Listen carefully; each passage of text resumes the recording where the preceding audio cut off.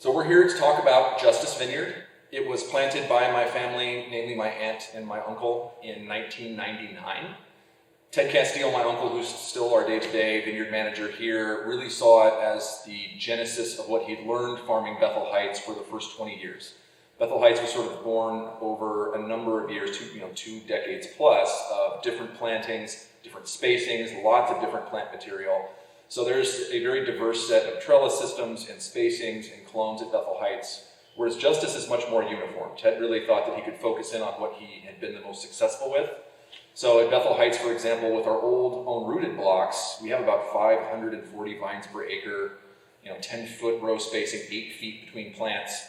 The Justice is significantly tighter. It's about 1,800 vines per acre, almost exclusively Dijon plant material. So the French Ministry of Agriculture basically gave Oregon in the late 80s, early 90s what came to be known as the Dijon clones.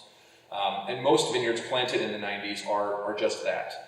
They were viewed as ripening a little earlier and a little bit more uniformly. And then obviously the trellis is also born at that. You put shorter canes out, you're going to get something much more uniform just because the plants are closer together.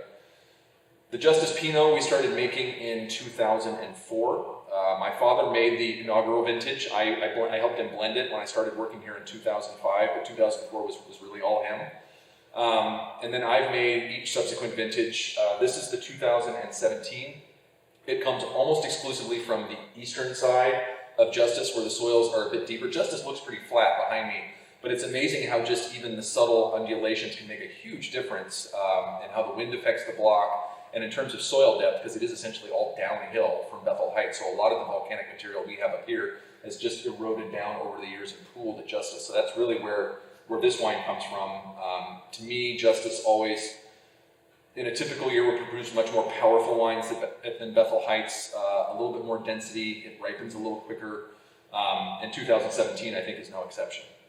And then all the way down at the bottom of the property are 3 blocks of Chardonnay, again planted primarily to Dijon Selection 76, 95, which are sort of ubiquitous throughout Oregon, and then 548, which is not as widely planted because it doesn't set very well. Very loose clusters with great concentration. So it's one, the accountants don't love the variety, but I love it because we get concentration even in lighter years.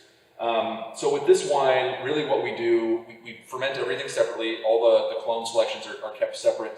And then we'll sort of just begin to build this wine around what we feel was the most successful in in whatever year, in this case 2017. It's a model we take for a lot of our blended wines, where we'll look at 3 blocks, see where we want to sort of begin, and then build in around the piece that we like the best of the bunch. So here we are, 2017 Justice.